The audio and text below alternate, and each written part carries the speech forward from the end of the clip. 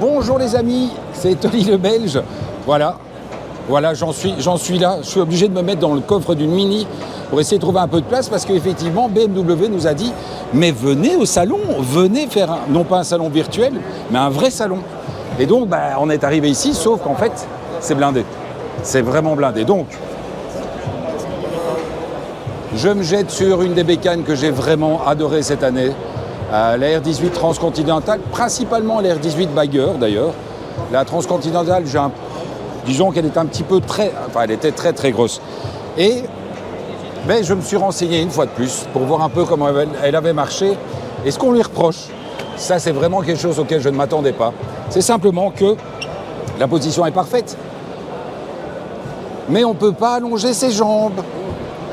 Enfin, tu peux allonger les jambes, mais une seule fois pour ton pantalon, parce qu'après c'est mort. Donc effectivement, c'est une moto qui n'a peut-être, moi je dis pas encore trouvé son public. C'est vrai que sur beaucoup de custom, sur les bicylindres de chez BMW, ça n'a jamais été parfait.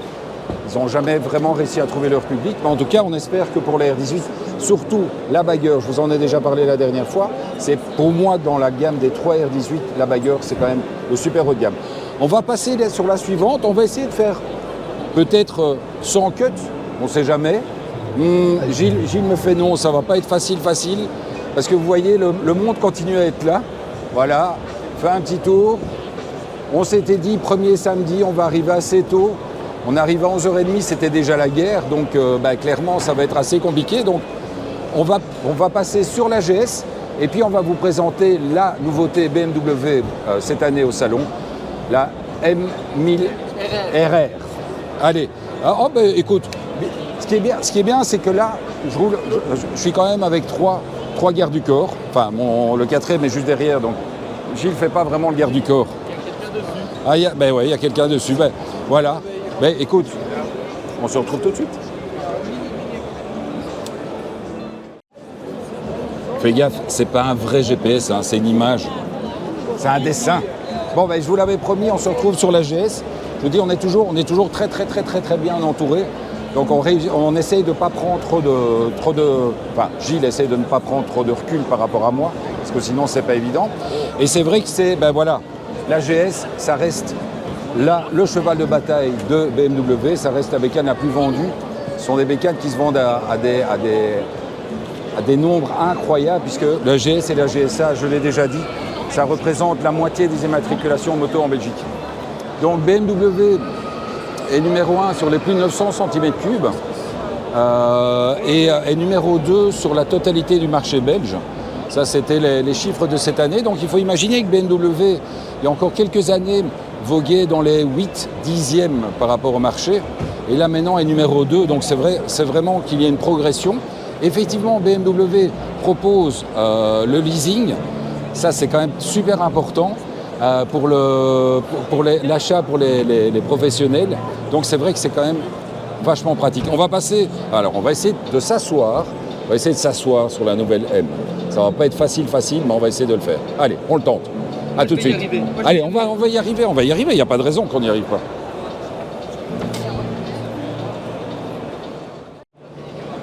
Bon, vous le savez, je vous l'avais promis. Donc là, on est vraiment sur la première européenne au salon, cette M1000R, qui évidemment nous présente des chiffres extrêmement C'est une moto qui fait 197 kg et 212 chevaux. C'est du délire total. Évidemment, c'est presque un bel engin. Alors c'est amusant parce que je viens de remarquer qu'on vous propose quand même des poignées chauffantes. Si jamais vous n'avez pas assez chaud psychologiquement, vous pouvez toujours mettre des poignées chauffantes. Mais je pense qu'avec ce style de bécane, de toute façon, avoir chaud, vous allez l'avoir. Vous avez la totalité de la télémétrie que vous pouvez charger. Vous avez et vous avez aussi un cruise control. À mon avis, c'est un cruise control, tu te mets à 300 en Allemagne et tu restes à 300. Et c'est vachement pratique. Alors évidemment, au niveau de la position, on le voit. Est-ce que ça me va bien? Est-ce que ça me va bien? Je dois reculer, ouais, voilà. Je dois reculer. Est-ce que ça me va bien? Non, ça ne me va pas. Je ne suis pas fait pour rouler avec ça. Mais je sais que Gilles, qui est derrière la caméra, il en rêve de rouler sur cette bécane. Donc lui, il a vraiment envie. En tout cas, on peut peut-être partir sur la M1000R. peut-être même pas sur la RR, mais sur la M1000R. Mais non, Gilles, M1000R, c'est très bien. Avec ton casque, ça sera impeccable. Ça va être le vrai plaisir. On est à 34 000 balles. Ouais, vérifie un petit peu. Je pense. Oui. On est 34 050. 34 050 euros, les gars, c'est donné. C'est donné pour un rapport poids-puissance délirant. Il faut imaginer qu'il y a encore 20 ans, quand on avait plus de 100 chevaux dans une bécane, tout le monde était tout emballé.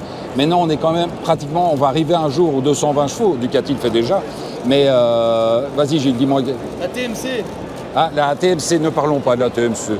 Et quand tu mets 34 000 balles dans une bécane, la TMC, c'est finalement très peu de choses. Bon, allez, on va se retrouver sur le dernier truc qui, là, je vous ai fait l'essai en début de saison. Vous n'avez pas du tout aimé. Et pourtant, Dieu sait qu'ils en ont vendu en plus chez BM. Ils en ont vendu plein de ce scooter électrique. Bon, comme ça, on se termine sur celui-là. Allez, on passe au suivant. Tout de suite.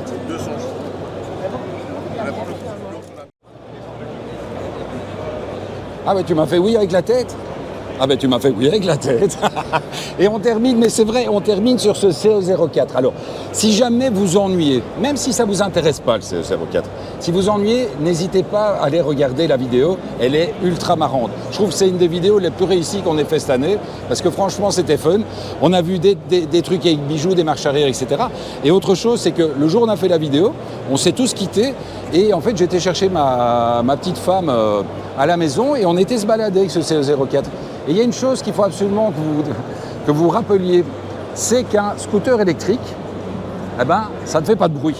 Donc quand vous êtes sur le trottoir et que vous voyez passer un scooter électrique, surtout que moi j'avais reçu le blanc et orange, donc les mobiles en avant les histoires, mais c'est qu'en fait ce qui se passe, c'est que quand vous roulez et que vous dites c'est quoi ce brol, moi je l'entends. Parce que ça ne fait pas de bruit. Donc on s'est amusé comme des fous, on était vraiment dans le centre de Nivelles en train de rouler et on entendait toutes les petites remarques de tout le monde.